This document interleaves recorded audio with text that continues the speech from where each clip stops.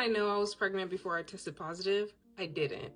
I was trying to conceive, but I had no symptoms until 2 days before my missed period. It was Sunday. We were watching the first football game of the day. The game was kind of boring and I was a little tired. So I was like, I'm gonna go take a nap, maybe an hour or so, and wake up before the next game. I took a nap around 2:30. I didn't wake up till like 7:30. My 1 to 2 hour nap turned into a 5-hour nap. I didn't think anything of it at the time because I'm a sleepy girl, so sometimes I get carried away. We watched the night game, it was all cool. Then I got ready for bed. I got in bed, but I was ready to put my little Netflix show on because I was like, with that long nap I took earlier, there's no way I'm about to go to sleep right now.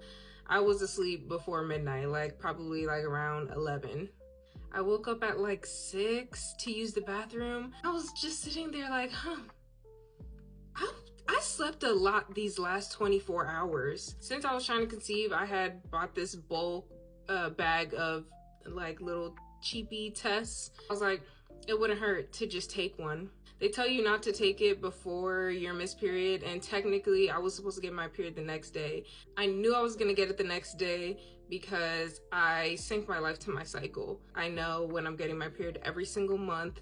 I know what phase in my cycle I'm in at all times. I think that's also why we got pregnant so fast. That's for another video. So I take the test and I'm like, oh, that's 2 lines. I was in disbelief and I was still sleepy. So I just threw the test away and went back to sleep. I was thinking maybe it was false. I only took one, whatever, we'll see. I went back to sleep and then I didn't wake up again till like 9. I was like, oh, I'm really sleepy. When I woke up at 9, I took 3 tests. I took 2 more cheapies and I had 1 first response test and they were all positive. Martin was at work already, so I was by myself and I was probably in shock for like 3 hours. I just sat in my PJs looking at the test over and over again. The next day, obviously, I didn't get my period and here I am 5 months later. If you're trying to conceive and you're in that waiting period before you take the test and you have no symptoms, that doesn't necessarily mean you're not pregnant. Whether you're trying to conceive or not, if you menstruate, I highly recommend that you sync your life to your cycle. It sounds overwhelming to say that, syncing your life to your cycle. It's just making some adjustments in order to support your body through each phase of your cycle. When you start trying to conceive, it'll help you do it faster and it'll be easier to just track the whole thing.